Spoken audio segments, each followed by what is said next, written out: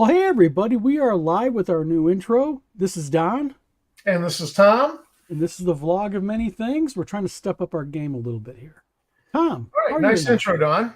Thank you. Oh, well, for those of you watching, tonight's episode is going to be about disabled and gaming. Does practicality trump gaming? You see it off and on when it's discussed. It tends to get heated. It tends to get a lot of talk and discussion about it. So we're going to talk about that to begin with tonight. And who knows what else we're going to talk about. It's going to depend all on what the comments are here. So, Tom. Well, I kind of suggested this topic, and I had been watching a video. It was a reaction video by a woman who she was missing an eye. So she qualifies as disabled. She was doing a reaction video to someone else who was just going on and on and on and on and on and on about there's not enough representation in sci-fi and fantasy of the disabled. And he was just on a hobby horse preaching. And I just thought, this guy was irritating me. He's a bit of a doofus. I liked her reactions to his video. And I just got thinking, I says, look, sci-fi and fantasy have represented handicapped people. I was thinking of Star Trek, the original Star Trek. You had Captain Pike in the wheelchair. You had the actress who would eventually play Dr. Kate Pulaski in Next Generation, played a blind woman in the original Star Trek. And she had a little sensor net she wore over her dress that basically let her sense, like a bat could sense, where everybody was. And that was in the 60s. That was in the 60s before, baby, Tammy. Oh, she's got headphones on. There was an act, and Tammy, we were discussing this, and she was like, "Oh yeah, the such act was passed in 1985, and that was before that." And so I got thinking about all the myriad of examples in Star Trek of people who were disabled, and then I started doing research. You had Picard suffering depression. You had characters suffering PTSD. But also, Battlestar Galactica, the reboot, had Colonel Ty, loss of eye. He lost an eye. There might have been some PTSD. Well, actually, no, the Bulldog character, the black pilot who came back, he clearly was suffering PTSD. So there was a lot of, Picard, he's captured by the Borg and things are done to him. I mean, to me, that's the same as, Yeah, but I'll do this. I'll do the sequential one that people always bring up, and that is Dungeons and Dragons, Wizards of the Coast, the dungeon adventurer in a wooden wheelchair. Yeah, the combat wheelchair. Okay. I always thought that was stupid. Okay. I'm going to say something here as a game publisher that's going to get my butt in trouble. Okay? But this is the vlog of many things, and that's what we do. We talk about the bad issues and the good issues, so what the hell? And after my chat session today on my videos by a certain somebody, what the hell? Why not today, Somebody named PT? All right. I have been gaming for a long time. Sure. And, I have a medical condition that I don't talk about a lot. You and Eric know about it. Rach and Tammy know about it. Tim and Jim Wampler know about it. I've actually discussed it on, I think, your show and Eric's. So I have certain physical limitations, but my limitations fall from, they're weird. They're not really moving limitations. It's me sitting for a really long time, which kind of sucks because I got a big mouth. I like my pretty face on video. And on top of that, I do game design. So I kind of get screwed over it. But I do have a problem with one thing. And that is when I am gaming, the fundamental idea of having a disabled person in my game does not bug me. Having someone says, hey Terry, someone says, I want to play a character, whatever. I have no problem with it. But there's a practical level to play it in which if a player wants to say, like as an example, I want to play somebody in a wheelchair. Remember one thing, if you want to go down that road, okay, then you're going to have to figure out some way to logically make it work within my game, especially if you're in something like a dungeon crawl. And Yeah. that's the practicality aspect where I think where a GM goes, look, I know what you want to do. It's just not going to be suitable for this type of adventure. I don't see that really being a wrong thing unless that player can say, well, this is how I want to do it. This is how I'm going to navigate, and this is what I'm going to do.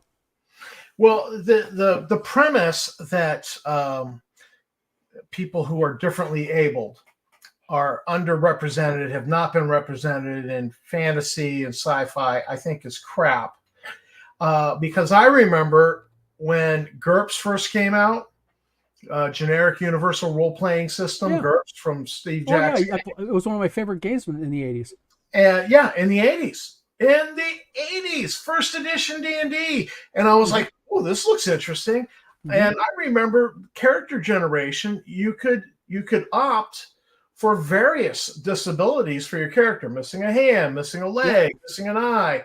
Um, I always took the, what was it, 3 or 5 quirks. You could add 3 or 5 Yeah. quirks, and that added 1 point for each quirk. I automatically found like 5 quirks that I could Yeah. add to my character for 5 extra development points. But like going with a character missing an eye or fully blind was a massive number of development Well, points. So but also keep in mind one thing that with the various this you want to call okay, for the sake of this video, when we use the term disability, I think, Tom, would you agree that means people who have like one hand, a loss of an eye, something that affects them. So I think that, but when you look back at GURPS, if you opt, let's say you roll and you have one hand, you still took a penalty oh, yeah. based on that. So Well, there was even no though, two-weapon fighting going on, that's for sure. yeah, Scott Mulder says sci-fi is easy to adapt for disabilities, but fantasy becomes more difficult for mobility challenged individuals. And Cal Vononi, thank you for tuning in. He says disabled make good bait. Well, Whoops, whoops. well, no, hold on, no, wait a minute here. Let's open this up here. Cal has a right to have his comment noted. Is, you know what? I admit, in my 45 years, 46 years of playing D&D, I rarely ran into somebody who had like a massive disability. Like, I've had people like part of their story go, I got one eye, because they think it's cool, or in the game something happens, because one of the ways I modified AD&D was, if a person rolled a crit hit, then there was a table I made up that said you took a chance that they may have hit like a hand. What did they do? Did they hit your right hand? Because I made my players tell me if they were dominant. Because like if you're right hand dominant, you roll a crit, I roll a crit against you, you roll a table and it says I hit your right hand, you have to use your left hand. Now you're going to take a -1 to all to hits, type thing. So I tried to make it a little bit when I was younger. So, but I've also seen players, and Cal makes a point, I've seen players turn on other players, like have like a wounded character, and all of a sudden you're faced with something really bad. I've had a group of players take another player and go leave them and take off, and I'm like at the table going, what the hell are you guys doing? First of all, I think that's kind of funny. If the players were like, you know what, we don't have to outrun the dragon, we just got to outrun this guy, and we're gonna stick a knife in his foot and stick him to the floor so he can't run. I kind of think that's funny, and I think that just leads to, hey, remember that time? It leads to those stories you have. Unless you're the guy with the knife in the foot.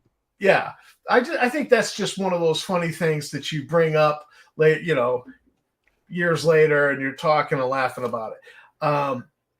The idea, though, that handicapped or differently abled or disabled players, characters are underrepresented, I just think it's garbage. To me, it just doesn't make sense, because I think they've been there all along. Especially when you go back to GURPS, I think they've been represented in pop culture and sci-fi, particularly sci-fi. Um, you know, I think most recently, the most recent uh, Magnificent Seven, you clearly had a character who was really suffering from PTSD Mm-hmm. in that movie, and there was a primary part. And I think back to the original, it was still there in the original, but it was less so. But I think they really made it a thing. So I don't know, and I just want to say that I talk about differently abled. I have a cousin who has cerebral palsy, Mm-hmm. and her mother used to babysit me, and their claim to fame is they potty trained me by basically bribing me with M&Ms. Like, oh yeah, well if you go pee pee in the pot, you'll get M&Ms. Hey, it works, right? Hey, you know, I I'm don't know. I'm food motivated. So my cousin in a motorized wheelchair played a significant role in potty training me. And then years later, I used to go. She needed somebody to help her run errands. I'd go pick her up, get her in the car, load the motorized wheelchair in the trunk, and then we happened also years later to be attending the same church. And so I remember lifting Mm-hmm. that heavy ass motorized wheelchair because the batteries on those things in the 80s and the 90s were just brutally heavy. Mm-hmm. You got her, the chair, this massive battery, and me and two other burly guys were lifting up the chair and taking it up the granite steps into the church. It was a former synagogue that the church had bought. And, to get her into the church, and then we do the same to get her out. And God forbid there's there's like a church social or, food or some sort of reception downstairs in the basement. Well, but see, that goes right to the practicality of an extreme disability. I mean, real Yeah. quick, Terry R says we had a ranger character that was hard of hearing. Yes, just like characters who have one eye or characters who have something else going with them. But I'm talking more on the extreme side because the whole thing with Watsy and like I said, I saw a lot of negative comments about the wheelchair issue. Is Yeah. I understand the idea of wanting representation, and like I said, I can respect that. But I think then there becomes more of the practicality issue. And like as an example, let's talk about a person in wheelchair. Mm-hmm. You have an individual in a wheelchair and they want to game. First of all, they should have every right to game with any group that they want to. Exactly. But the thing is I understand the individual going, I want to feel part of this. I want to feel equal. So how do you make that person feel part of it? Well, by welcoming them into the group, you're welcoming them, you're including them into your game. But when you do something like a dungeon crawl or really any type of outside adventure, now you're going to run into problems, especially if you have a GM, for lack of a better word, who doesn't really know how to handle it. Because how would a player handle it? You got somebody in a wheelchair, and what happens if you're pursued in a dungeon? What happens if you run across a narrow bridge or a narrow ledge you have to navigate? And Watsy, I think, solved it with magic. But the problem is Did they? magic Because is I what's thought that? did they? Because I thought the combat wheelchair that they introduced was just kind of. Yeah, but I thought some guy mentioned magic though, and another guy made a good point. He said, even if you're going to make up for the inadequacies of the chair or person in a wheelchair with magic, even magic has its limitations. What ends if that mage has spent all of his ability to do magic that day? And again, every time it's talked about in groups, you notice it goes into a total shit show. I mean, it devolves into this back and forth. Um, and then Calvoni says disabled usually play a normal character in the game. And actually, to be totally honest, my experience, although I've never dealt with anybody in a wheelchair playing D&D, but I did deal with a kid who had leg braces on, and it was kind of Did he play a Hold on. character with leg braces? Did he want? He wanted to play a normal character because he wanted to be like everybody else in the game. And D&D allowed him to do that. I feel like you kind of have to respect the genre. I would be like, oh, you want to have a combat wheelchair in a sci-fi setting? Yeah, I think that character can have a place. There's a place, because it's doable. It's explainable. And I think I reviewed a couple years ago a post-apocalyptic RPG, and they had a pre-gen character, and he was a grumpy old man, the type that you imagine going, "Get off my lawn." Yeah. And he was in a wheelchair, and he's in a wheelchair with a couple of Uzis, and I thought, all right, I can see that. Because we're talking a modern world where in 1985 you had a new law that forced them to put curb cuts for the handicapped on sidewalks, and look real quick, Elfbait. Look who's here. The puppy. Yeah. Elfbait says respect what genre. Fantasy is different things to different people. Yeah, the idea that you're gonna how are you going to get that wheelchair up and down stairs, spiral staircases, across pit traps? To me, it's just, but this idea that there must be representation, so you have to accept a character in a combat wheelchair, to me is just dumb. I don't know. It's just dumb. And I say this from somebody who admires his cousin, she's got cerebral palsy. She's in a wheelchair. She got her college degree. She became an ordained minister for the ministers that go into hospitals there, the chaplains. She became a chaplain with the Southern Baptist Convention. She got married. She had a kid. She's had a full life, and she potty trained me. So, I say this as somebody who's got a lot of exposure to somebody who's handicapped, who means a lot to them. And, I don't know. I mean, this idea that, all right, you've got to have representation, so therefore you're going to include a wheelchair in your fantasy setting. I don't know. To me, it's just dumb. Well, Elfbait says this. He makes a couple comments. He says, considering what conventional fantasy worlds allow in medieval land, a wheelchair isn't too far-fetched. And I want to immediately go to his other comment real quick, and then let's get these answered. He says, I guess my point is that it is dumb to you. Others may think differently. Can I say something real quick on this? Sure.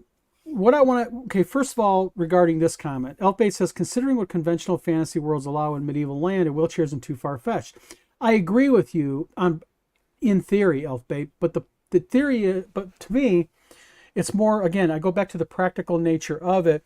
And if you're playing Dungeons and Dragons like I play, and I want to be as realistic, quote unquote, I know there's dragons and magic and all, but I want to be as realistic as possible. Like I said very early on in the show, if someone, even if Tom was in my game and Tom said, I want to play a character that's in a wheelchair, and I knew they were getting ready to go into a dungeon as an example, my question for Tom or anybody else would be well, how can you practically navigate that dungeon? I'm not saying the wheelchair is not something that might have been in medieval times. Absolutely, yeah. They probably were to some extent. I'm saying the practical nature of navigating, moving, what happens if a group of goblins burst through the door and you have to run? Is it fair to me as a DM to penalize that disabled player for movement? Because if I penalize a disabled player, am I not being unfair to them? So it just creates, I think, a whole lot of a miasma of just issues. And then, while I say it's dumb, I think it's dumb in the context of dungeon building. But I, as a GM, I could very easily write in a character that is maybe paralyzed from the waist down. He's got a gnomish friend who was a tinker, and this guy invented a contraption so now this is an NPC in my city locale. That I could go with. Where he's arranged his world to accommodate his situation, And I think that could be a very interesting NPC that I would have, but I don't know that. I just don't know about this idea Well, of. but Elfbait makes a really good endpoint here. He says, I guess my point is that it is dumb to you. But then this is the key thing he says. And Elfbait, I'm not putting words in your mouth. I appreciate you commenting on here. Everybody's welcome to a comment and opinion. You say others may think differently. And there's exactly what I'm getting right back to a few minutes ago. I'll re-echo it. If a player comes to me and says, I want to play a character in a wheelchair, whether they're in a wheelchair or whether they're not, when they say something like that, or if they say, I want to play a character with one leg or one arm or something like that, or a blind character, as a DM, because I'm going to jump comments here and I'm going to go right down here. Elfbait says, let the players figure it out. 100% agreed. But that's exactly what has to happen is, as a DM, I run the game. I will ask you, hey, how are you going to handle A, B, and C? I don't have to tell you about my adventure, but if I know it's going to be a dungeon crawl, I'm going to ask you. Now, if Elfbait can go ahead and say, hey, Don, I have an idea, like you just said. My backstory is I grew up with outside a village of gnomes, and they liked my family a lot, and they tinkered, and they provided me this wheelchair. Then we're going to get into, okay, it's a wheelchair. What power is it? Yada, yada, yada. Mm-hmm. Let's catch up on comments real quick. I don't mean to jump around, but we got a lot of comments. Calvinoni says, I have slaves to carry my character on a planquin in style. You know what? If that's what you have and the GM allows it, rock on, man. Yeah. You're just not going to find in my campaign world a medical supply store selling combat wheelchairs in a fantasy quasi-medieval setting. You're just Amen, brother. I agree with you fully, because you know what the nice thing about that is? You just explained D&D in a nutshell, in your world. You create your world as a DM how you want to create your world. You know what? When you play in mine, you may not sit there like everything I have in my world. And I respect one that. One of the accommodations that a dungeon master might actually do is he might just say, look, my campaign is going to be basically city-based. Well, all right then. That might be a great accommodation, because you've got somebody who says, I want to play a character who is disabled.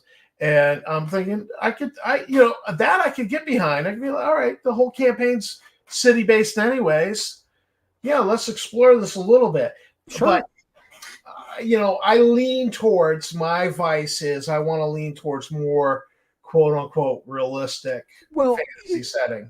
Well, first of all, Jerry McDonald commented real quick. And Jerry, by the way, I think you're a new commenter. Thank you very much for tuning into our video and commenting. I've seen him on Tenkar's channel. Okay. Jerry says, what about an evil lich who just happens to be in a wheelchair? He may design a lair that's wheelchair accessible. Absolutely 100%. And this is where good DMing can come into play. Like, as an example, let's say I have a group and I'm comfortable in my group. We got our vibe going, and someone reaches out and says, I want to join your group. They come, and unexpectedly, you see them getting out of their car and they're pulling out a wheelchair, and they're in a wheelchair. And they come in and they say, hey, of course you'd be welcome at my table. I don't give a shit. Hell, I'll supply the beer and chili. I do it at my games anyways, But the thing is, and they say, I want to go ahead and I want to really adventure in a wheelchair because it's me. It's part of me. It was all my life. This has been me. That's where good DMing also can come into play, in the sense that maybe that DM can say, you know what, this is what we're going to do. I'm not going to be able to do it this time because this is unexpected. But you know what I'm going to do? And he doesn't have to say this out loud. Just in his own mind can go, John's a cool guy. Or Jerry's a cool guy. Jerry's in a wheelchair. You know what I'm going to do? After this adventure, I'm going to make one that makes it accessible for him. You know what I mean? I'm going to do something fun for him because he's a cool dude, and I want to go ahead and get him feeling welcome in my game. Or maybe not that session, but maybe I'll do something like he just said. Maybe at the last minute, because we all DM, I say, instead of making it a, evil golem, that's in charge, that has the dungeon, I'm going to make it a lich, and that lich is in a wheelchair. There's things you can do. Well, you let me know? suggest this. If you're running a D&D game and somebody really wants to have a wheelchair, I would say, you know what?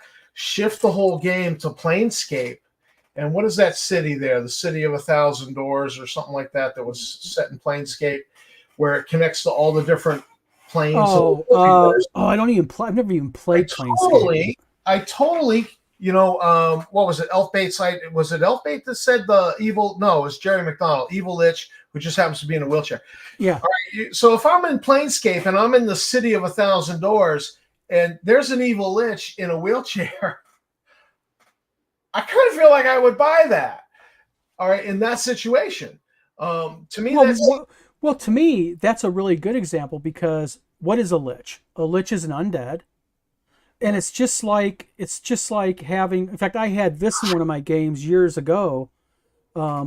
Hey, the woman ain't allowed to interrupt you, man. sorry. Sorry, She's got Tammy. headphones on and she's doom scrolling. Yeah, But she's I'm gonna hear. I'm gonna hear about it when she finally meets me in person. I'm sure she'll go. Remember that May 30th, 2024. Tina, get his ass in line. But I had one time a bad guy, and what it wasn't a lich. What it was it was a I had a monster called the Zombie King. And what he did is I kind of took this off where I saw the Will Smith movie where the steamboat guy in the wheelchair with no legs. But what the lich had was the lich had like a magical cauldron that it was set in because it had no legs, and it didn't have legs because they rotted off.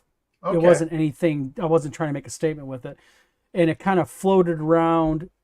And what it did was it turned out that inside the thing, the or not the lich, the zombie inside underneath the zombie was actually a beholder, and the beholder was using the zombie actually as a like a decoy, so you could kill the zombie real quick and go, "We won!" And the cauldron falls, and all of a sudden, coming out of the cauldron's a small beholder. But hey, I was 15. Moment. Okay, come on.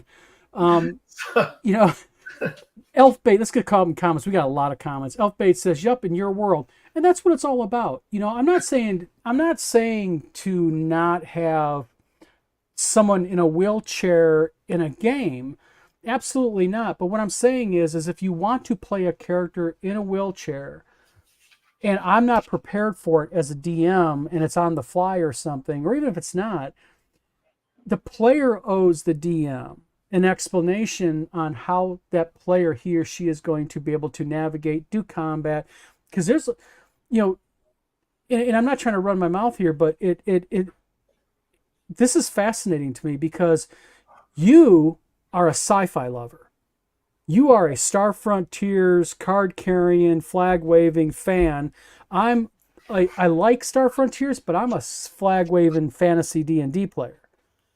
And to me, sci-fi is a lot easier because you can explain it away and solve it with tech. Hey, I remember something like that. Whoever made that for you, by the way, I heard is a damn fine looking man. Well, he is bald. Yes, he is. But I am carrying my card. It is in my wallet. I am real Megacorp employee. All right. That card. We gotta have to get around to doing a PGC Megacorp card.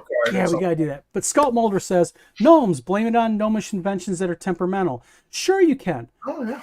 You know what I mean? Elfbait, the realism rabbit hole is deep. You know what? It is in D&D.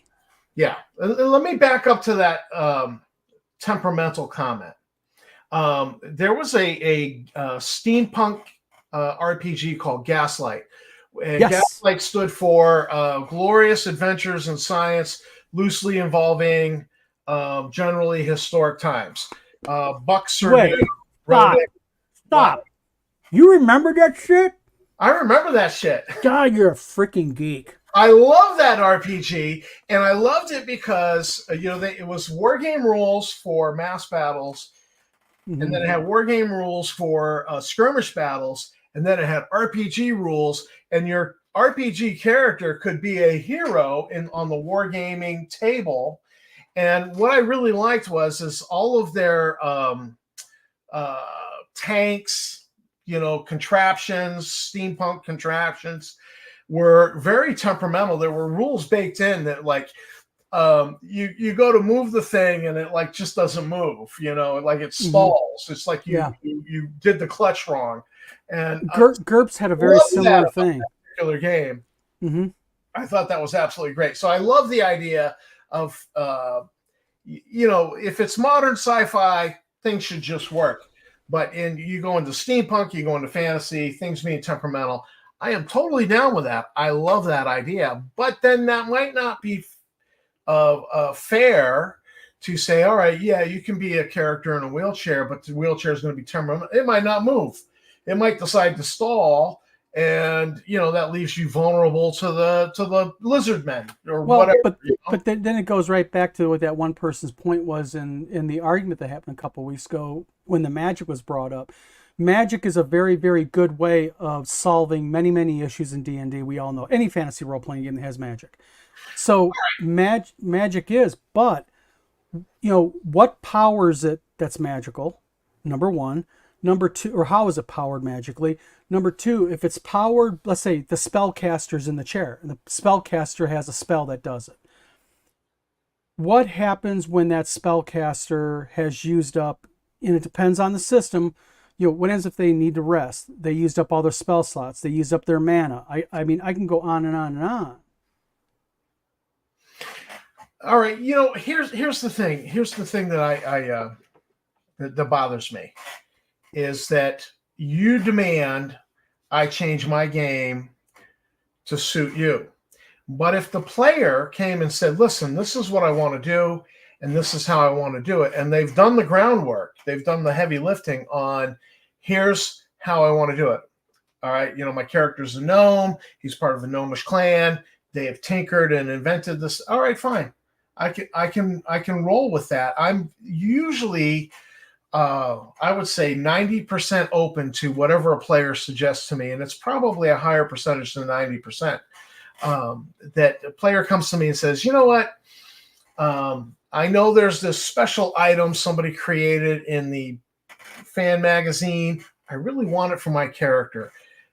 And they come in, they say, and here's the reason. I usually go, I kind of like that idea. Mm-hmm. And then creatively, I start thinking, all right, well, what are the ramifications of that? What are the implications of that? I start asking myself questions. And next thing you know, as a game master, I'm like, all right, I got plans for this thing. I got plans for how this thing's going to impact the campaign or the setting or whatever. But the thing is, Elfbait makes a good point. He says the realism rabbit hole is deep. And Elfbait is making a hell of a lot of good points throughout this. And he's right. Or she's right. I don't know if you're male or female, Elfbait. I'm just going to use the... I know Elfbait. Oh, okay. He's a good guy. Okay. And I respect him, even though I might not completely agree with him on the points he's making. Yeah, and see, that's another thing, real quick for those watching this that's new. One of the premises of vlog of many things is there's going to be times, and you'll see it with me and Tom, is me and Tom will not agree on something. And we're still going to talk it out. And at the end of the day, guess what's going to happen after the video? We're going to sit, laugh our ass off, and chat because we're good friends. So all comments are welcome here, even ones that, that we may not agree with. But my wife and I have political discussions, and we don't agree with each other. Yeah. But the thing is, the realism... We still kiss each other goodnight. Yeah, exactly. Don't ever go to bed mad. The thing is, though, is that's the whole thing with D&D. What I have really liked about role-playing games is because, I've been in games where it's just one great big silly-ass session of people acting stupid and silly, like the Three Stooges meet Costello. What's his name? Yeah, Abbott and Costello. Abbott and Costello. Three Stooges. And that's not my style of game. I really don't enjoy a game where it's just stupid silliness. Monty Python. Yeah. Now I like a game though that is serious, has some humor in it, be goofy, have some fun, but treat it as like, hey, if we're in a deep dark dungeon, yeah, we can laugh and have fun and be goofy, but we also have to be really serious here. So the realism rabbit hole is deep, yes, but it's also very large. Where do you sit? You sit on the edge, or are you like knee deep in it? So the Yeah. thing is um, what you have to do is, I think, as a DM, you have to be able to listen to your players. What do your players want?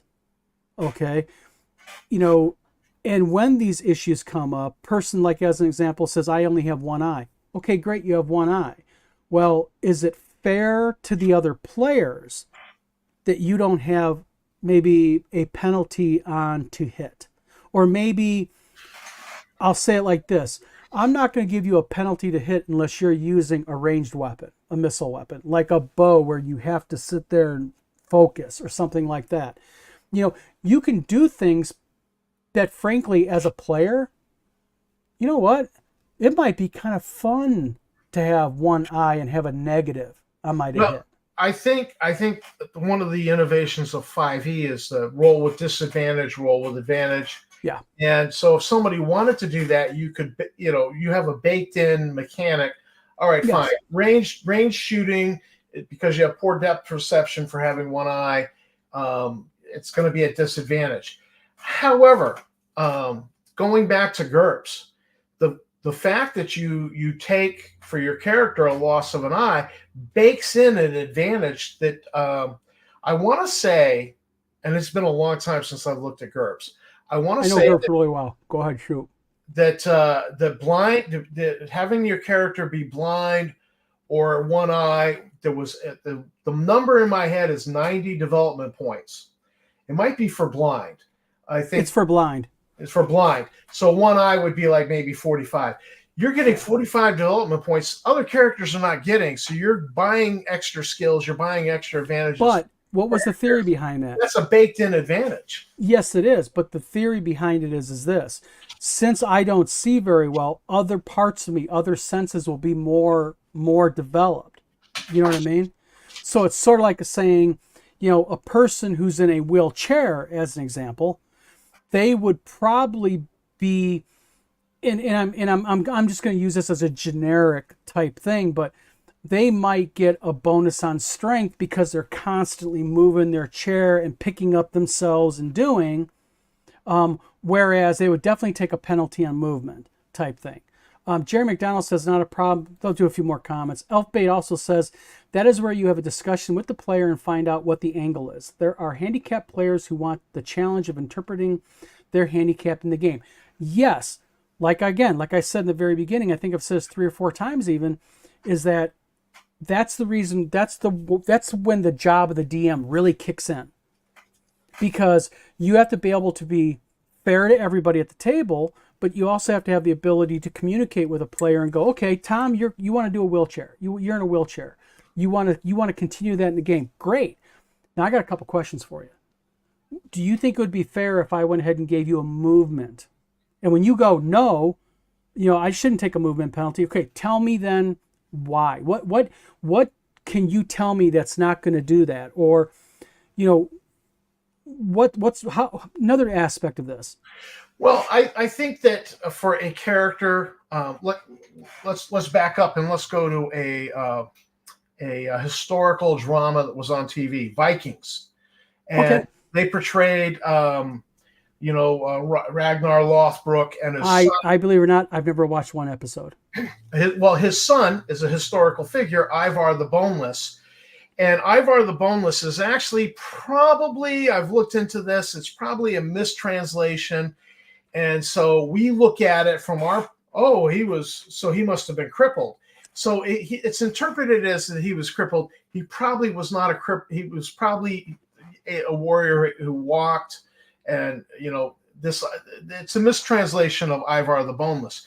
But in the show, they portray him as a character who can't use his legs. So so his father actually took him out and left him by the shores of a stream to die, but the mother went and got him, and he was this character in Vikings, and so he crawled around and he actually killed the guy as a young kid. Somebody said something to him he didn't like, and he just like rage monkeyed, and hit this other kid in the head and killed the kid, but he's the son of the king, so nobody can do anything about it.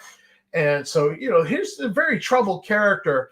And he was doing a lot of crawling around, and he was, on his elbows. But then one of his brothers got him a chariot, And he started going into battle, riding in this chariot with two horses, and that's portrayed in the show. And I thought that was really, But that's practical. They took his disability and they utilized it in a manner in yeah. which, when a person, it's logical.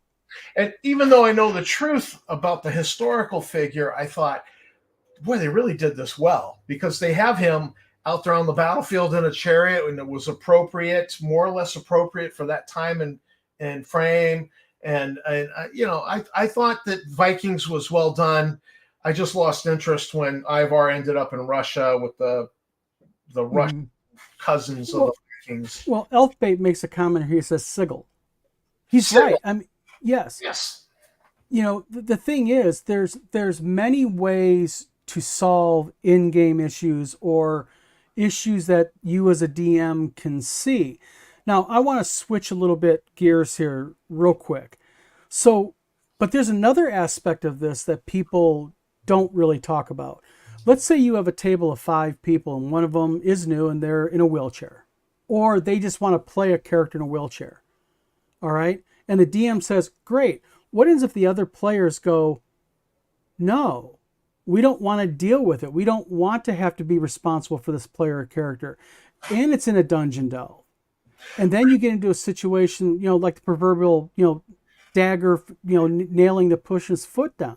I have 2 answers to that.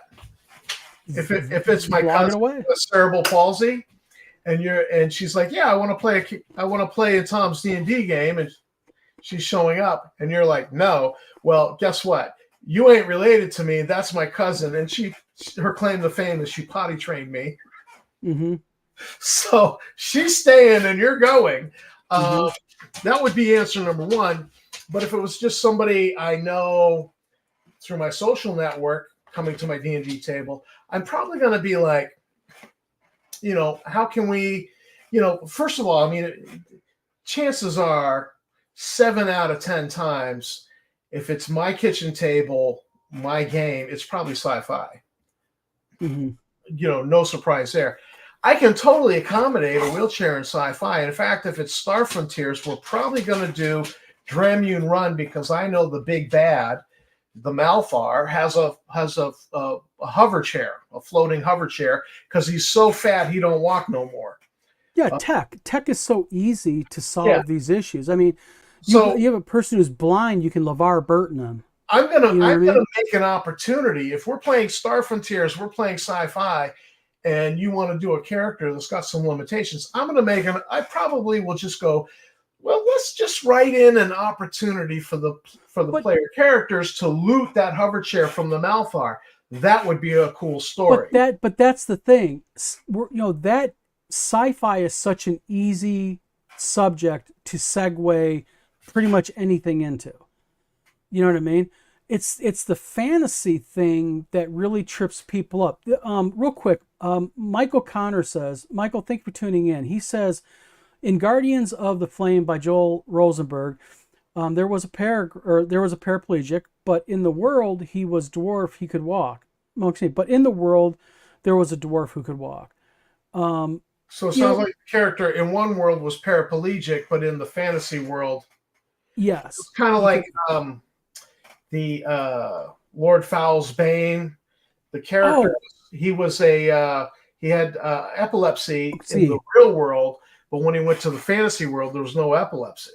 Yeah, and the thing is, again, I got to admit, when I first started talking, and you mentioned this show subject, I was really gearing into more of the fantasy medieval, because sci-fi is easy. I mean, you're blind. Okay, well, guess what? You had implants done to make you be able to see, or you're deaf. Same thing. You can't walk. You put a robotic, set of legs on you that lets you move around, that, that are hardwired into your neuro system type thing. Mm-hmm. But real quick, Calvioni says another thing. He says a lich is already differently able to be animated. Very true. Good for the Mad. Thanks for tuning in the show. He says, I don't understand why some people say disabled characters don't fit in heroic play. I play a good amount of superhero RPGs, and trust me, Professor X is anything but helpless. Yes, again, genre. I think genre is important. Now, I would totally play a wizard who's blind, who has an NPC young boy that leads him around. And I think that would be absolutely great. And I love the portrayal in HBO's Rome.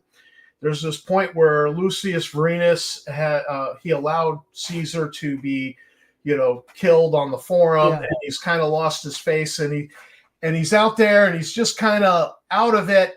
And this old man comes up to him who's blind. He's being led by a little boy, and he's like, Father, pray for me. And so the old man takes him and he starts praying. And then all of a sudden the old man headbutts him and knocks him out. And then him and the little boy rob this guy, this main character, blind, take off with all his gold bracelets and stuff, take off with all his jewelry. And I thought, that's a great character, that old man with the little because they're taking, but that goes right back to the situation of what they're doing is they're taking a person that has an extreme disability, and they're enumerating out of it a way to get that player to function. And that was kind of like my beginning point of, I don't have any issue with allowing a disabled player to that extent into a game, but I really want to know as a DM how you're going to handle it, because I also need to do a few things. I need to, number one, I need to know how you're going to handle it. Number two, that allows me maybe to do some special things to maybe make it more fun and interesting for you and your character. You know what I mean? Because it's just like when you look at Game of Thrones, you have the character Bran, the young boy who was pushed out the window. He has Hodor to help him out. Yeah. What they did is they took Hodor, hold the door. Yeah. Jerry McDonald says, I guess my point is that it can be done and make perfect sense, but often what I hear being suggested with all dungeons being, wheelchair accessible doesn't make sense, and there's the problem. That's my issue. That's my issue. It's not the fact that, okay, I have a character and it's going to be a city-based adventure, and they're going to be going in the streets or whatnot. That can be worked around. It's the lairs, the tombs, the areas that are extremely inaccessible. They're going to go, they got to get through mountains, type thing. And I really, I'll be honest with, I'll be blunt here. I really hate saying no to my players. And the reason why I hate saying no to my players is because I want my players, when they're playing the game, to just be able to do wild ass shit. I want them to be able to really stretch the envelope. Agreed. I want them to be creative. I want them to take that little lame ass idea I throw at them and really take it and run with it. Just like with me, I'm kind of a weird DM, and maybe there's a whole bunch of guys and gals in here who are like me. Maybe, hopefully, is what I really love in my games is when I carefully craft something and I take a lot of time figuring out, and I think I have your ass, and then you guys go right ahead and you guys beat me as a DM. I don't view that as a bad thing. I get a kick out of it. I love when the unexpected happens, when the either unexpected because the gods of the dice showed up and the dice just dictated crazy crap, or the players come out with something, or even like when I was playing D&D with my daughters, and my daughter was like 6 years old, and I threw out the plot hook on Keep on the Borderlands that the lizard men, who were lawful evil, I believe, are causing trouble, and they need someone to put a stop to the trouble they're causing. And so they go and find the lizard men, and then here's my 6-year-old daughter. She's like, "You lizard men, stop being bad." Mm-hmm. I was not prepared for that, and I was like, because I'm like, no, you're supposed to go and fight the lizard men and like kill them, and then pry the gem out of the eye of the idol, and that's on the cover of the AD&D rule book, and she didn't get that. She was like, that's the cool stuff that happens in the game that really make it fun. Michael Connor says this: a wheelchair is impractical in a standard fantasy. If magical, a wheelchair would be a massive Achilles heel. There's where it's at. It's not that I say no to you, but tell me how this will work, and if you push it with me, I'm not going to say no to you, but it might be a little bit of a bumpy ride. And again, there's one thing I don't like have happen. I don't like one of my players at the table feeling like they're being centered out or picked on. You know, I've had games where, you know what, four guys or gals are at the table, and guess what's happening? One of them can't roll above a 5 if their life depended on it. As a matter of fact, it did depend on it because I ended up dying over it. And I've had players that just for some reason, it's like, do you want to buy my lottery tickets tonight? Because they're rolling 19s and 20s all damn night, you know? So it's to me, I Here, want my pull my players to lottery ticket for me. yeah, I want my players to have fun, but also part of fun for you, Tom, if we were all playing, would ensure though that Eric is having fun, Tina, Tammy, Rach is having fun. And if I have to accommodate you, and I'm picking on you because you're on the show with me, if I have to accommodate Tom Verrell in my D&D game at the expense of all the other players, then that's unfair. That is my issue, is that I don't feel like you should have to accommodate me at the expense of others. Elfbait, have a good night. Enjoy dinner. Beat, see you around the internet, brother. What you were saying? Star Frontiers is exoskeletons. Yeah, you know, I could go with some sort of magic exoskeleton, made by gnomish inventors in a fantasy setting more than a combat wheelchair. An exoskeleton could go up and down stairs. Dungeons have stairs. I don't have to make my dungeons wheelchair accessible, is my issue. And I just don't feel like the wheelchair fits the genre.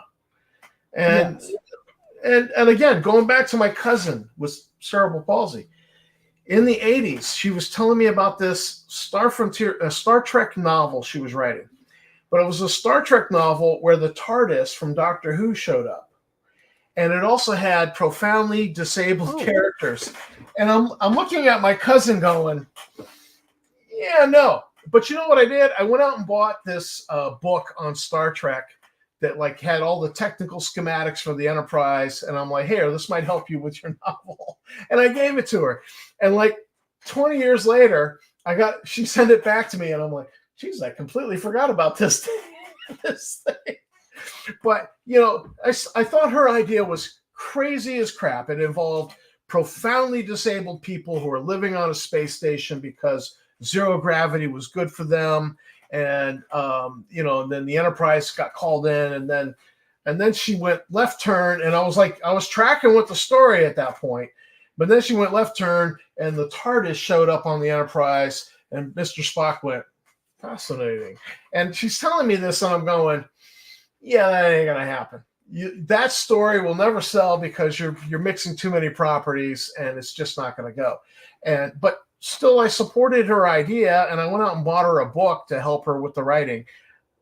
I don't think she ever finished writing it, but still, it's my cousin. I love her. Went out and bought her the book anyways. Gotcha. Well, I tried to find. I wanted to open up a picture. Let me try to find one other one. Keep chatting, Tom, about this. I'm looking for something specific, and I found it. So let me do this. All right, throw it up on the screen. Yeah, I'm gonna go ahead and do it. Oh shit! What the hell? Why do they keep using those? Keep talking, Tom, while I grab this. Okay. All right. So I'm looking at a comment here, an artificer, in which I recognize that as a 5E character class. Yeah, I think it is a 5. Yeah, it's a 5E artificer. Arm, leg, or movement frame, or a practical wheelchair is not. Yeah. Again, I think it has to fit the genre, and I don't mind. Like if you presented me with a pre-gen for a game, and the guy, we're playing a pirate RPG, and the pirate's missing a hand, he's got a hook, I'm going to so roll with that because it fits the genre. I'd even go with a peg leg as long as I'm not going to be required to climb up to the crow's nest with a peg leg, because that makes no sense. But, if it matches the genre, I can roll with that. But this idea that just to appease this idea of inclusion, I'm going to include wheelchairs in a fantasy setting. Yep. I don't think they fit. I want to show this image real quick. Yeah, Okay. yeah, go Um, ahead. this image right here would be a possible solution. You have an individual who is disabled, they're in a wheelchair. Okay. Now, they're obviously some type of magic using class, most likely arcane, could be, or something like that. And they look like they're pulling up some type of spell. You know, maybe they got a familiar that's helping them. So that would be a practical way for, as an example, a player in a wheelchair. Maybe they've got a familiar. I know this isn't a familiar; it's a spell, but maybe they got a familiar that helps them fight or something like that. Or maybe, and I'm not trying to mock people, okay, on this. I really mean this in a just off the cuff thinking is maybe you have somebody who says, you know what, my wheelchair folds up into a specialized like almost like a magical pouch that I can fit it into. And then my familiar happens to be a bear, and it kind of Wookiees me with C3PO, quote unquote. In other words, there's like a special mount that I have on the front of the bear. I mean, there's a million ways around it because Elfbait made the comment earlier about, the realism aspect of it. Hole is deep, the rabbit hole's deep. You know what? If that rabbit hole's deep, then as a DM, let that player really dive into that rabbit hole. Yeah, I just feel like it should fit the genre, and Sure. and while I seem to be critical of the wheelchair, I have because of my perspective and my family, I'm very pro disabilities, people differently abled. Um, it's But just but the thing is it's a subject that I think is interesting because it's the wheelchair as it's not the disabled aspect. You can get around disabilities left and right in D&D real easy. Mhm. One hand, an eye missing, can't hear well, that type of stuff. To me, it's the mobility aspects of it. The person says, my character only has one leg. Okay, do they have a peg leg? Do they have an artificial leg? Something like that, or the wheelchair aspect? Because I think it's extremely important to make sure that everybody is welcome, but you have to be, again, in the title, practicality. What's the practical nature of doing this? Michael Connor says nerd. My answer to that is thank you very much for the compliment. Scott Mulder says, Tom, I saw your vid on Gaslight. Hey, you're remembered. I Your love videos. Gaslight RPG. Yep. They did a rules compendium where they took all the little books, put them into one thing, and I hated that. I Actually, saw it at Historic Con. I was like, shut up and take my money. And then I was like, God, I hate this. I hated the rules, whereas everything in one big volume. And I was just like, God, I hate it. I love the the little books. the thing is, the funny thing about Gaslight is I'm doing uh, a board game called Gaslight. And there are other Gaslight RPGs that Yes. and I was like, because I was Googling Gaslight RPG, and I'm like, this ain't by Buck Surdu. Yeah. Yep. Elfbait says nobody has a right to demand you change your game to accommodate you. Um, you're right. Nobody has that right. But you know what? I think the idea of being a good DM is you have to have that on the fly flexibility. You have to have the ability to adapt, not so much in game. That's just a natural thing that you need to be able to do. But I'm talking about even interpersonally. You know, you have to have the ability to, if you got an argumentative player and that player is normally not argumentative, maybe there's something going on in their life and be a little bit more patient with them that you're not aware of. You know what I mean? Because they're not normally like that. Or if you have a player who's, demanding or disruptive or something, you have to be able to, I believe at least, you have to be able to be nice to the person and kind of like the table discipliner. You're the teacher at the table type thing. Yeah, well, I looked that picture you showed of the wheelchair, and Yeah. that style of wheelchair is a very, um, high-tech, sports-oriented wheelchair that has been developed in the last 20 years. Mm-hmm. And, I look at that, even though it's drawn like it was made in a fantasy setting, and it pulls me out of the verisimilitude. And so as a game master, I'm doing a lot for the players. There's a certain feel and grittiness I want to my game. Mm-hmm. And I don't know that I want to accommodate that. I just don't.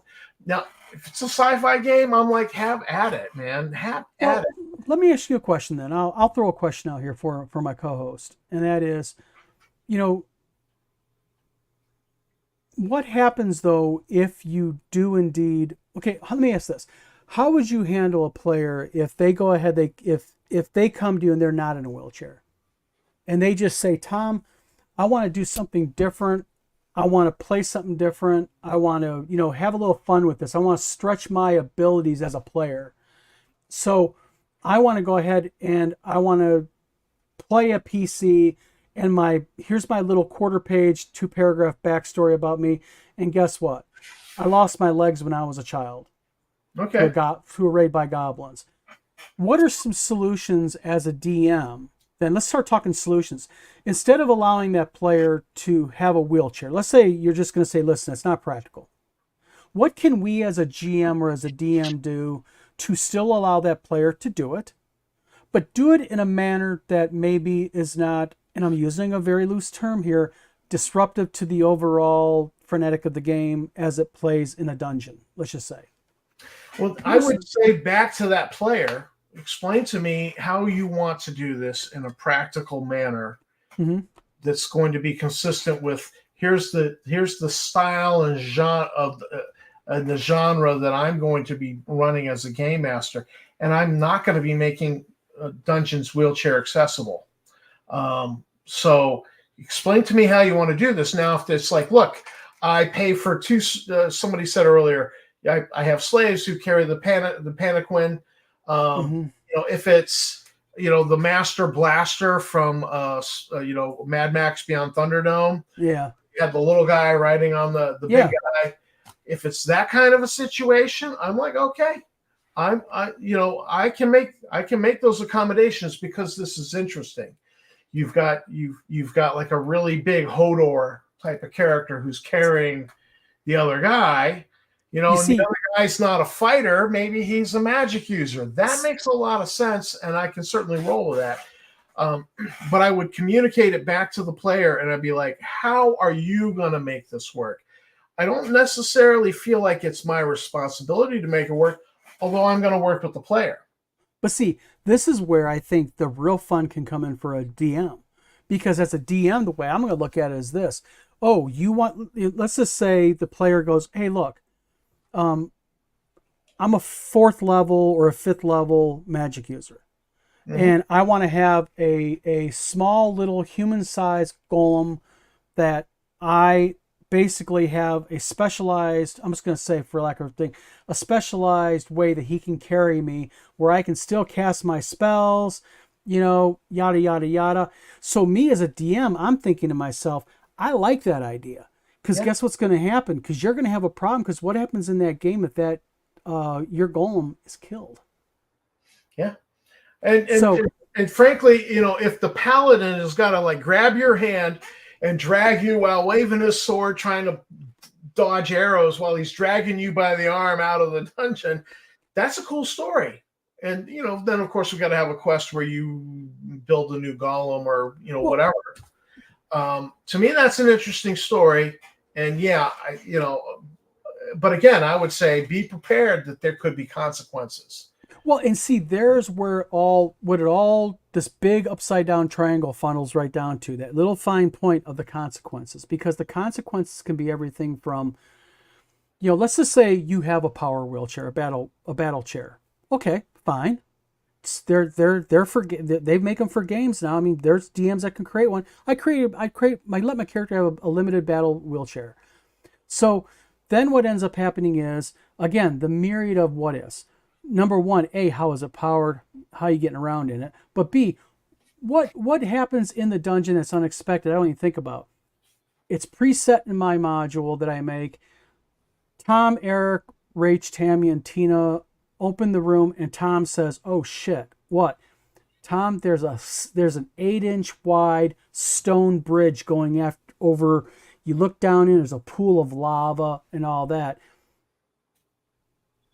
What's going to happen? And see, that's what's fun about the game, because now I'm making you think. I'm making you think. I'm making your fellow players think. And all of a sudden, Eric looks up and Eric goes, "Wait a minute here. There are these beams that go across, and players start thinking, hey, we got rope. Wait a minute, can we go?" And that's the beautiful part about Dungeons and Dragons that I love so much, and GURPS and Traveler and all these other wonderful games out there. That what they do is they take unexpected situations and they make the player think, and they come up with unique and innovative solutions. Michael Connor says, "I guess what is really important, why is the player's intention? Is it for an interesting role-playing experience, or is it for identitarian issues or reasons?" I'm going to be more favorable towards, somebody who regularly comes to my kitchen table, says, "Hey, my cousin wants to come play D&D with me," and his cousin shows up, and his cousin's differently abled. Mm-hmm. All right, the guy says, "Well, I want this for my character." I'm going to be a little more favorable towards that player.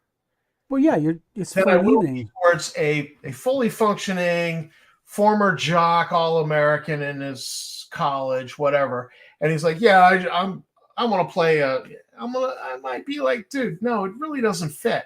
But I might be more inclined to accommodate the other guy who shows up, the cousin who shows up, who happens to be, in a wheelchair. Well, also because there's two sides of that to me. Side number one is, if it's a person that's just coming in for the evening because he happens to be hanging out with his cousin that weekend and he wants to show up on Friday night and play with his, sure, what the hell, why not? Let's all have a little bit of fun. But we'll use the analogy you use. You got a really healthy guy who's never done it before, and let's say you know why he's doing it. He's just kind of he wants to be a little bit jokester and prankster. My caution to him is going to be this. You start down the road with this player character. You're playing this player character next weekend when we continue this game. You're not going to get bored tonight and go, "I changed my mind. I want to go back to I want to re-roll a character." Well, you might as well jump in the lava pit tonight and kill yourself, because you're done for tonight then, because we're not going to play this bouncing character thing. You know what I mean? But and I've actually experienced some sensitivity training as part of my nurse's aid training, where they gave us a pair of glasses that had Vaseline spread on the glasses to simulate poor vision, and you had to sit in the wheelchair. You couldn't move yourself around. Somebody else was moving the wheelchair around. You had to experience what it was like to be pushed around, and it really, they kind of were a little bit aggressive with that, because their sensitivity training was part of our certification for being a nurse's aide. And it was to try to give you a little bit of an idea of what it's like for the people you're taking care of, make you think a little bit. So I've experienced that, which is not the same as having, severely limited vision and not being able to walk and not being ambulatory, being able to move yourself around. So I know what that's like. And I know that it didn't feel good to me, being particularly the pushed around. I could deal with the Vaseline on the glasses. So I know what that's like. And somebody just coming in and said, "Yeah, well, I want to know what it's like to role play somebody in a wheelchair." You can't know what it's like to be in a wheelchair. Yeah. I can't know what it's like to live in a wheelchair. Yep. And there were times where my cousin Doris was over and they were going somewhere and they left the motorized wheelchair, and I was a teenager and I jumped in it and I turned it on, and I was going around the house till I dinged the wall and put a big gouge in the sheetrock that I had to try to cover up a little bit. And Dad didn't ask me uncomfortable questions when he came home. So I screwed around with a motorized wheelchair, but I don't really know what it's like. Yeah. But I have Well, a better idea than somebody who's, yeah, you know. well, but again, yeah, I just think that that's where, please tell me then as a player how you're going to make this work. You know, Yeah, I and do agree. When a player comes to me and they say, I want something outrageous, explain to me why. And if yeah, you've got a good reason, I might just roll with it. yeah, I've been there's no known to harm in it. roll. Yeah, but if you're not going to be able to explain this to me, then we're not going to run with it.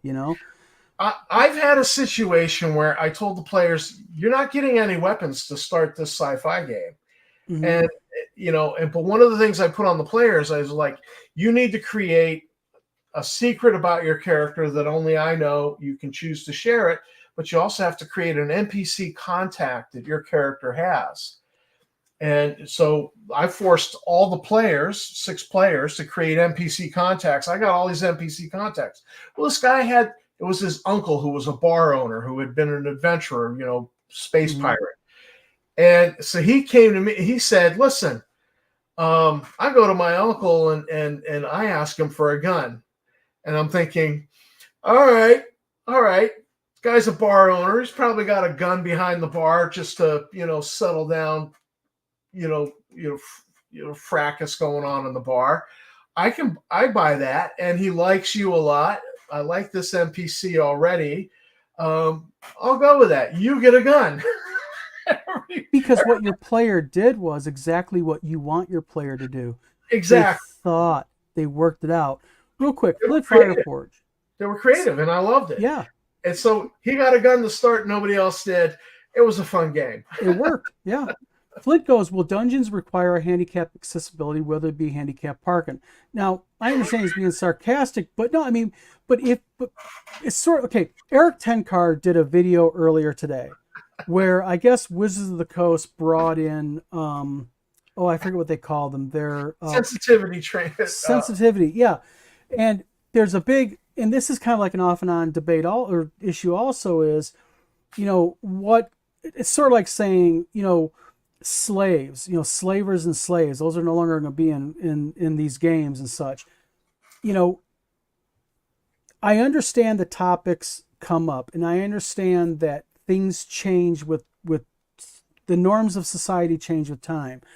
But one thing does not change, and that is, listen, certain things work in a game, certain things don't. Period.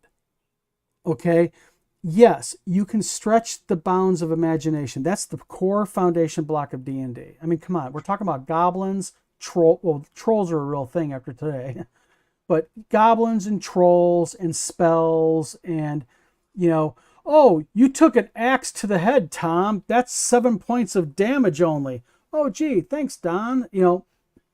So it's just something that good DMs can deal with and good players can deal with. And good players and good DMs, when they're mixed together, makes a great night. But real quick, Prax, thanks for tuning into our video, by the way. He says, I'm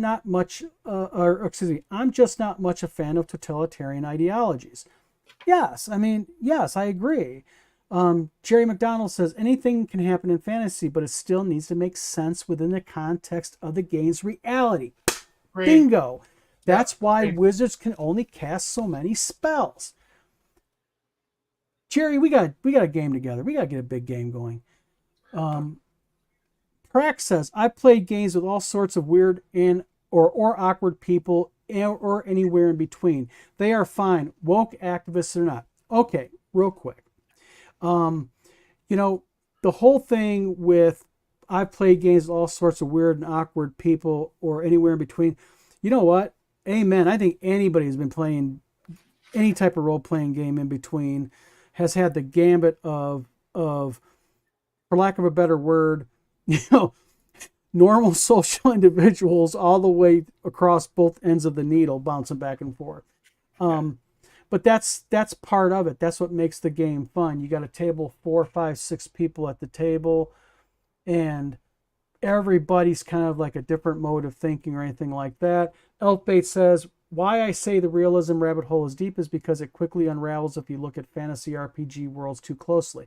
It can, yes. Yeah, I would agree with that. And then Michael Connor says, I've been in some goofy games, never could wrap my head around tune. Well, there, yeah. Yeah. You can have a combat wheelchair tune. That is Yes, for you can. sure. Michael Connor says Hero Games is better than GURPS. Heresy. Ban that man immediately. Where's the ban Those might button? be fighting words. I don't know. Um, Flint Fireforge also says, just thought of Master Blaster from Mad Max Beyond Thunderdome. Great Master is character. carried by Absolutely. Great Um, dual character. yep, this is a creative idea using two disabilities. Yes, again, that's why you communicate with your players. Cal Vanoni says, we're so glad she did. I don't know what that's in response to, It's but probably a response to something we said earlier. Cal, whatever it is, yeah. Um, Michael Connor says, but they wouldn't be able to use all the extra strength sitting in a chair.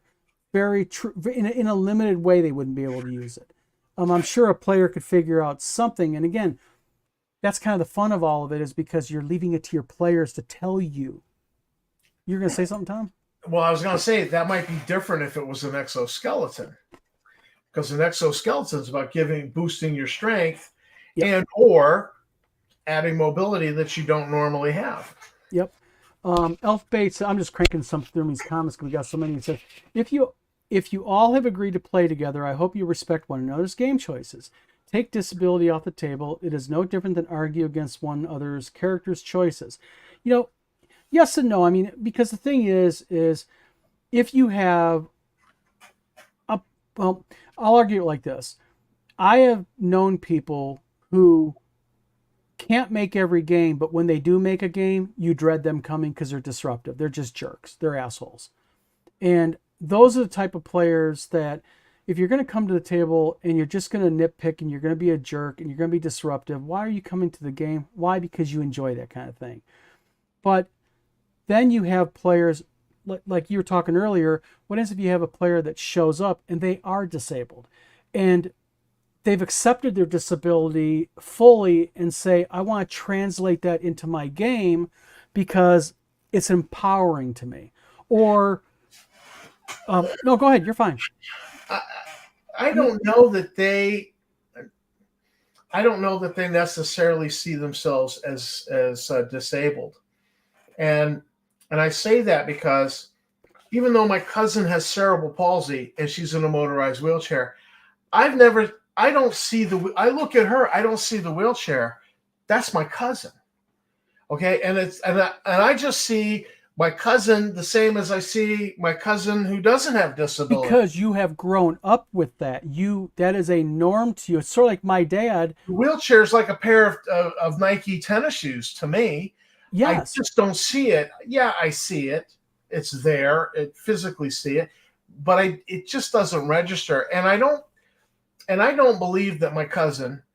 I probably should call her tonight and ask her, and she'd be like, "Where the hell's this question coming from?"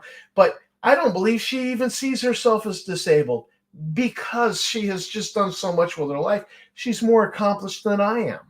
Well, I just don't. I don't think she sees herself that way. Well, okay. I saw something on the Gary Con page that was interesting to me. We all know who Heidi Gygax is. Daughter of the man himself, Gary Gygax, sister to Luke and Ernie Gygax, etc., etc. She posed on the cover of Top Secret. Yes, absolutely. And I saw an image. In fact, it was a post that Heidi made where Heidi was running a game at GaryCon. And two of her young daughters, she has two little girls, her and Eric were helping, I think, co-run the game. And the two girls were there, and they were kind of just hanging out and looking and watching and everything. And I think that, and the reason I bring that up is because it kind of falls into your point that you were talking a few minutes ago about probably not even knowing that they consider themselves disabled. I think that what could possibly happen is, could you imagine if someone in a wheelchair was at that table and they were allowed to play a person in a wheelchair, and maybe one of those kids had a friend who was disabled?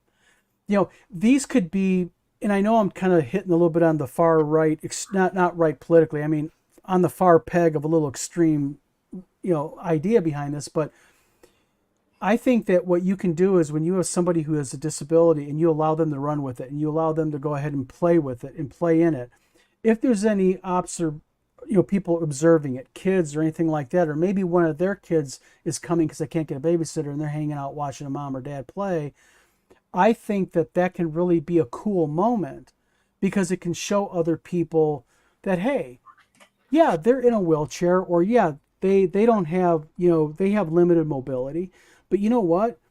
You can make it work and you can be included. And see, that's where it all falls down to me is what I really hate is someone, because I don't care what anyone says, people who are disabled do experience probably multiple times in their life biases, if you will. I'll say the word lightly, biases against them. Maybe they're like I had a friend who lost a leg in Iraq, and he hates being accommodated. He hates it. I mean, he's like, That too. he's like, buddy, he won't even use a handicap space, and he can. If he has to park half the lot away, he'll walk it. You know, Well, I again, my perspective is also from that of a father who had a daughter with special needs. And I determined, based off of my experiences with my cousin Doris, I determined I was not going to raise my daughter to be handicapped mm-hmm. because I didn't see my cousin Doris as handicapped. And so, one of the things I did with Rachel was from like age 3 on, I kept telling her, "You're a tough little girl." Yeah. And, and I knew what I was doing was brainwashing her to believe that about herself. And I kept saying it over and over You were again. instilling in your little girl confidence. And one day she tripped and banged against the wall. She goes, "I'm all right, Dad. I'm a tough little girl." And I was I like, love it. there we go. And I've sat in an IEP meeting, and if you don't know what an IEP meeting is, My wife's a teacher. well, it's just Oh, you're talking about generally. Okay, yeah. It's individual educational plan, and it's for Yep. kids with special needs. And the school was advocating for an all special needs class for her, and I was like, and I looked them all in the eyes. I says, "Well, I think we can put her in a mixed classroom." Mm-hmm. And the reason we're going to do that is because I'm not raising her to be handicapped. And I just said that, and I shut my mouth. It was a sales tactic I learned in sales. Yep. I shut my mouth and I just stared at them until the next person talked, and they of course talked, and they lost, so they agreed with me. And, standard sales tactic actually when you ask someone to buy, and so I got what I wanted.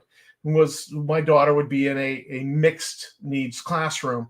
And, but that was just my attitude. And whether it was right or wrong, I don't know. But that is kind of partly where I come from, that I don't see my daughter as handicapped. And I'm like, look, you can do this. We war game. All right. You got to make decisions. You know what? We role play. You got to make decisions. Yep. You're not cutting any favors. Your character gets killed. That's on you. I don't cut her any slack. Well, the thing is, some of my favorite photos I've ever seen you post on your profile is the images. I think you're in your basement. It's images of you and that young woman. I believe you're playing some type of World War I aerial combat game, yes. Tabletop.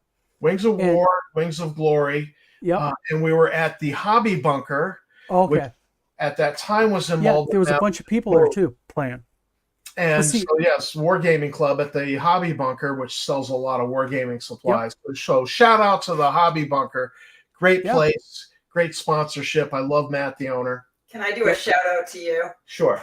Because Rachel also does not see herself as disabled because of that. Yeah. Which is a beautiful thing. Yeah. Absolutely. So, again, I don't know if I'm an adequate judge to really judge whether Rachel sees herself as disabled. I just know I wasn't going to raise her that way. But the thing is if you, as her father, someone who she trusts, tells her that she's disabled, tells her you have problems, and instills that in her, then that can amplify and grow within her where it causes her problems. But if you include her and you instill in her, like you are, that she's a tough little girl, and she experiences the same things, even with limitations, maybe just due to her physical issues, Yeah. then that's not a negative for her. That's a positive. That's the reason why I'm using the extreme of the wheelchairs, because I think that if you can help them become part of the game, but tell me how, make them tell you, make them work it out, make them, engineer it out. Well, That's a positive. when she played D&D, she didn't want to play a character with special needs. She Yeah, wanted to play a halfling. She wanted to be a hobbit like she saw in Lord of the Rings. sure. And so that was the character she wanted to play. And I was like, absolutely, you can be a halfling. And, I put special magic items in the adventure that I knew would be just the thing for a halfling that she wanted, the elvish cloak to hide like they did in the Lord of the Rings. I totally knew, put that magic item in there. The kid is totally going to geek that one up. Well, to And me, what I'm curious about, I'd love to know is this, and I'm never going to find out, but I would really be interested to know is if you took a group of 100 players who wanted to play an extremely disabled PC, like a PC in a wheelchair, how many of that 100 themselves are in one way disabled? Or are they just doing it because, I'm not going to pick on a motivation for it, but they're doing it just because that's what they want to do? Like, because I to don't know. me, if I was in a wheelchair all my life, I'm just, and maybe I can't really say this truthfully because I'm not, but I would think, knowing my mindset, if I was in a wheelchair all my life, D&D would be that time I'd want to play the nimble thief where I could hop fences and climb walls and run and do. To me, now other people may not be that way, but it is what it is. But I would say that 100% of the characters I've played in D&D were characters that could do things that Tom Farrell could yeah, not do in the real world. yeah, because I can't cast spells for some reason worth of shit. And let me bring up Ernie Gygax Jr., Sure. who gets a bad rap for his association with a certain troll in North Carolina and has been probably justly criticized. Uh, Mm-hmm. I've certainly criticized him. Yes. And but you know what? Here's the thing I admire about Ernie. And I know there are people like, screw him. Mm-hmm. They just want to tear him down. Here's the thing I admire about Ernie Gygax Jr. Is Ernie runs that little con, and he, for that disabled Yeah. kid Yeah. that came up to him and wrote him this wonderful note. Mm-hmm. And I know he loves that note because he reads it. He's read it to me in a phone interview that I Donald did. Pazer. Yes. And he runs that every year. They've done it at a hotel one year. He puts up big awnings in his yard. They've He done does it as Home of Dragonlands, he calls it. Yeah. Yeah. And he has a kid. I would be really curious. Does that kid play a character in a wheelchair? Or does he play like No, with a bow who can swing from the trees? I don't know the class he plays, but I do not believe he plays a disabled character. Yeah. Um, And why? Why? I think what it would be. I mean, I'm guessing, purely guessing down the rabbit hole, because I'm blessed because I don't have a disability like that. I really feel for the kid, but Yeah. I think my thinking would be is just because of that. Because why do you play, like you said? Why do you play D&D? Yeah. Because you want to do things you normally do. You want to break the bounds of reality. You want to be someone you're not. So Yeah, and I just want to give, I know a lot of people really run down Ernie Gygax. well, And I just want to say, you are not the worst thing you've ever done. Worst thing he's ever done may just be supporting that troll in North Carolina, that worthless POS. but you know what? At But the you end know of the what? day, the guy does a hell of a nice thing for that kid, that young man. And I admire that. And I absolutely admire that. And, so, I give the guy props for that. Yeah, And, so I definitely want to give him a shout out because I've certainly been a critic. I've been a public sure, critic of the new TSR crowd. And absolutely. he's part of that. And he justly deserved criticism. Hmm. And okay, fine. Yeah. You know, I mean, and let's face something, Tom. better than the troll that we all Well, know who I'm not mentioning. yeah. Well, I worked with old T or new TSR. You know, Yeah. I walked away early on, thankfully. Ernie, everybody does things differently. And to Ernie's credit, Ernie has done quite a few cool things, and I'll just call him out. I mean, he's helped Pazer out with the con. He welcomes people into his home, to game. I mean, strangers, you know what I mean? Yeah. So, people I think can redeem themselves He eventually, stopped but some of the worst excesses of that yes, troll that we're not naming. We're yeah, carefully not naming. yes, Particularly the mockery card that was cards, produced yeah. for the. But the thing is, this is where karma falls into play. I think that, you know, some people have the ability to publicly go, hey, I screwed up. I did wrong here. I'm sorry. Some people don't have the ability, but their way of saying it is just to quietly start taking a step at a time away, and hopefully eventually have that distance. And I think that's what's going on. But real quick, comments are crazy. And we're at an hour and a half now. We're going way over. But Prax says, and I'm you're also. not going to get to all these comments that we had. Yeah. Either. Prax says, I'm just going to blow through him. Prax says, I'm also weary of players worshiping a disability. There's something really screwed up there. Playing with an interesting handicap is one thing, but its worship is another. It's very true. There's excesses on each one. Michael Connor says, it's up to the character with the disability to find the practical reason they should still travel with other players. Absolutely. It goes right back to my first point made about it. Michael Connor goes on and says, disadvantaging the other players with your disabled isn't considered to them. That's right. And that's why I want you to tell me how you're going to do A, B, and C, because guess what? If you don't have use of your legs, you are going to have certain penalties with movement. Period. End of story. That's just the way it's going to be. Terry R., thanks for tuning into our video, Terry. Thomas Covenant had leprosy. Yes, he did. Good one right there, by the way. Ooh. Which blew my mind as a kid reading those stories, thinking, yes. This Absolutely. Is the main character and he's a leper? Yeah. Yeah, very cool. Elfbait says, I would insist that the disabled character be held to the same standards of realism and verisimilitude as the other characters. Absolutely. I kind of like that comment. Yeah. Prax says, if the world starts must revolve around that player, that's a no-go for me. Yeah, you should never have to revolve around one player unless it's essential to the storyline. Scott Mulder, thanks for tuning into our show. Scott says, some first level mages are basically severely disabled. All first level mages are severely disabled. D4 hit points. Yeah, no, no, not me. I always roll a 1. Always.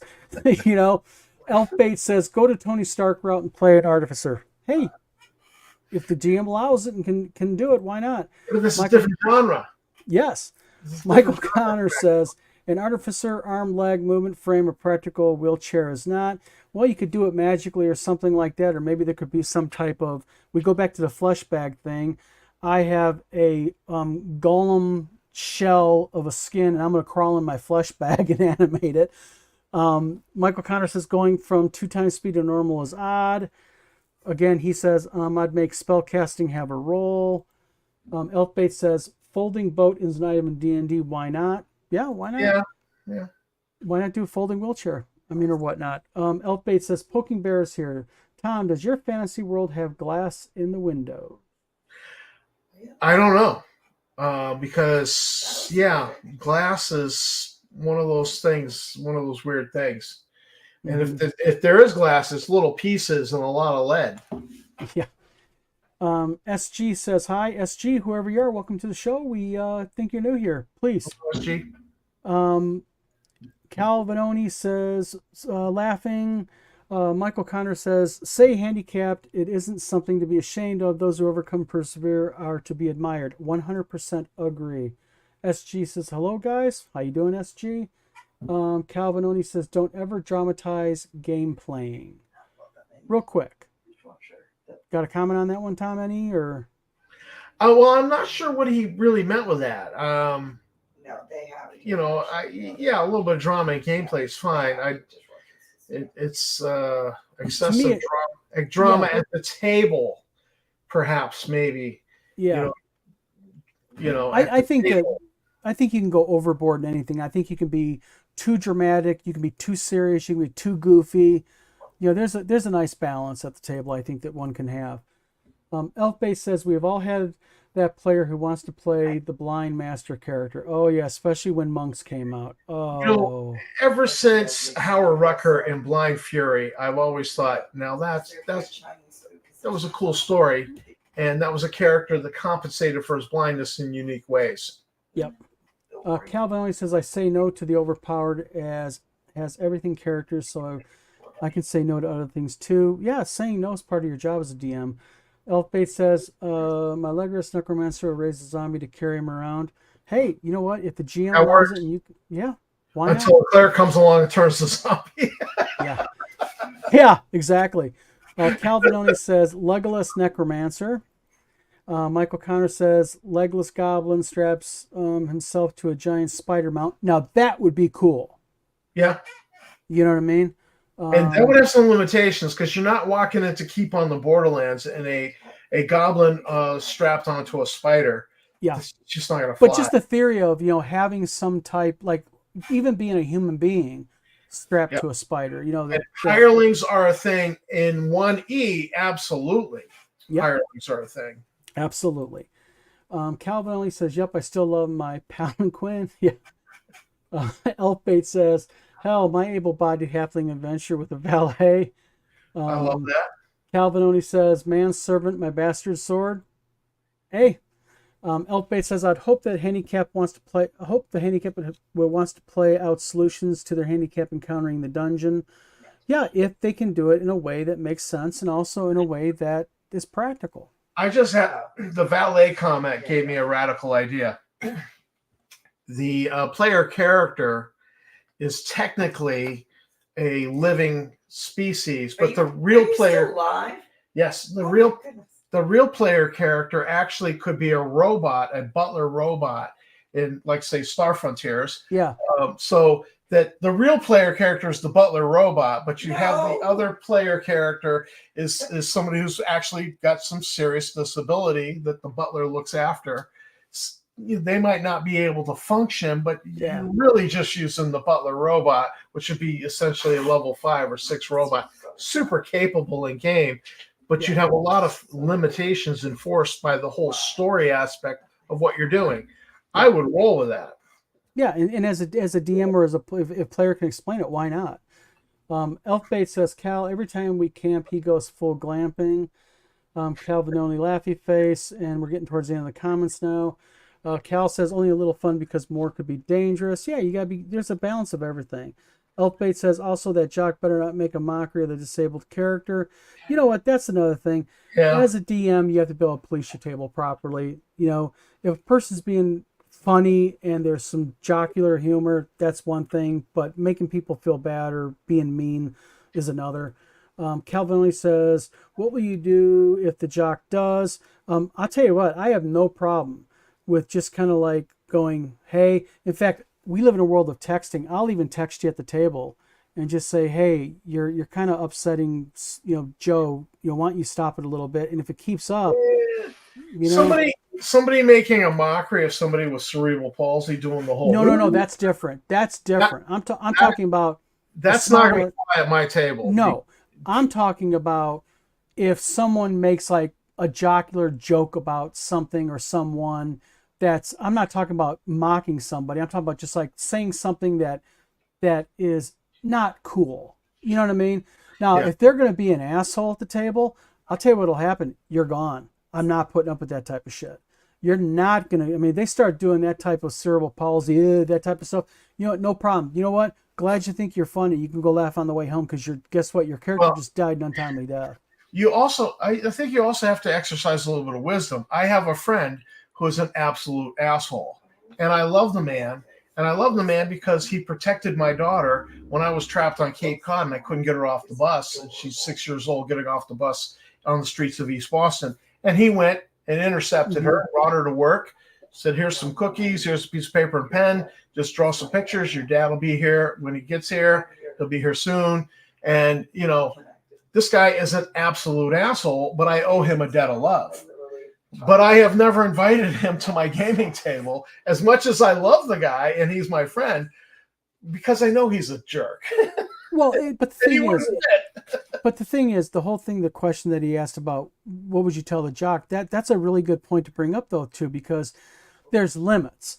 You know, if I'm at the table and we're all just kind of having a light moment, laughing, joking, and everything, and a guy makes an off-color joke towards me that's offensive, okay, I can take the off-color joke, I can take the offensive joke if I know that person normally is not that way, okay. Okay. It's like me and you can joke in ways with each other. Me, you, and Eric joke in ways, but I maybe not would joke that way to someone like, I don't know. Maybe I won't joke that way to Rod that we interviewed the other night. Right. Okay. You know, you just got to know the crowd. You got to know who you're dealing with.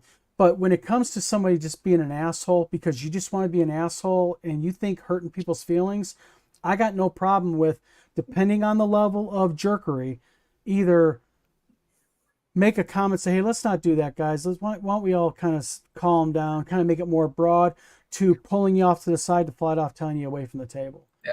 Well, my friend Billy, absolute total jerk. Now, I love the guy.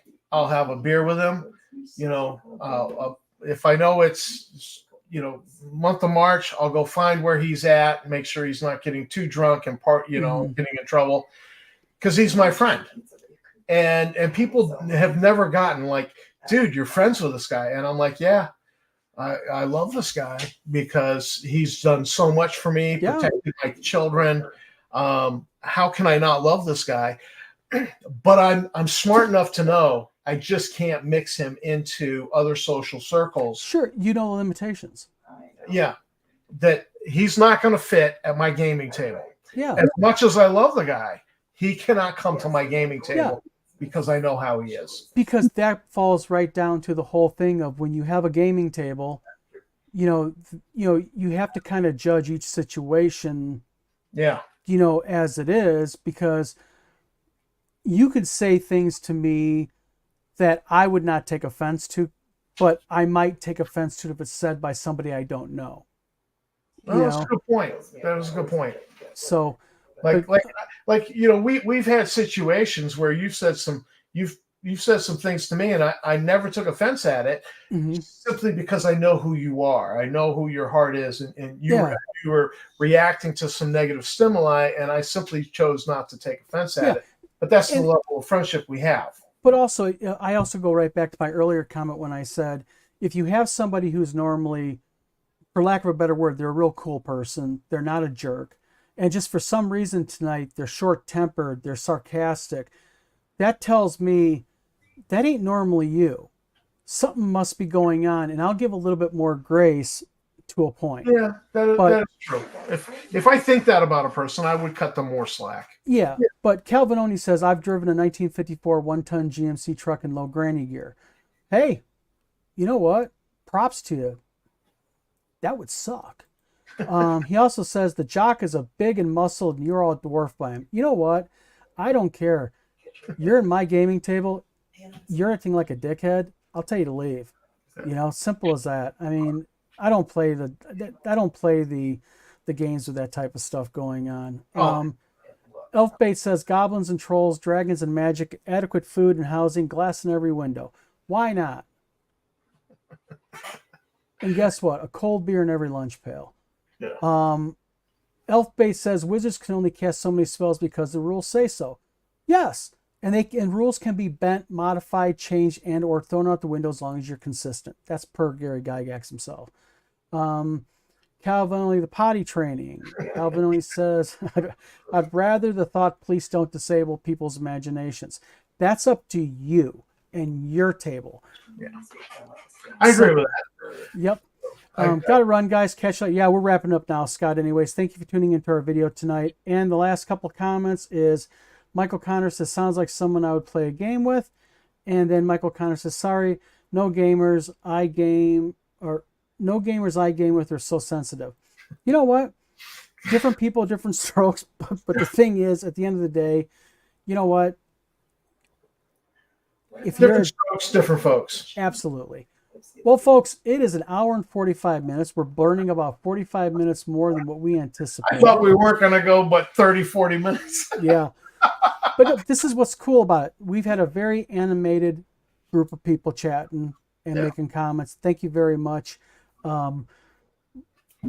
Appreciate everybody commenting. Yeah, it was a great stream tonight. So thank you very much to everybody. So right. I think we're going to wrap this up. Fair enough, Tom? Yep. Have a good night. All right. Well, guess what? I am Don. And I'm Tom. And this is the vlog of many things. And everybody, hope you all have a good night. And we'll see you soon. All right.